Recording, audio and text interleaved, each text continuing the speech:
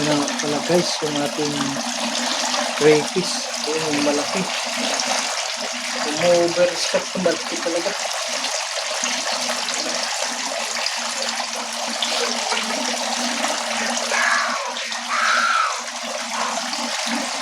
Okay. Asan na yung mga maliliit na isda? Wala na yung, asan na yung maliliit na isda? Ayun. Kaya maliliit na isda. Oh.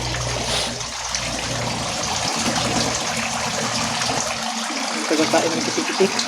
Hindi na naman. Lilinisan na naman ito bukas. Ayun, yung isang red. Nasaan na tayo yung isang red pa? Ang sikip ng isa sa ano may oh. Bibili talaga ako tubo natin tres.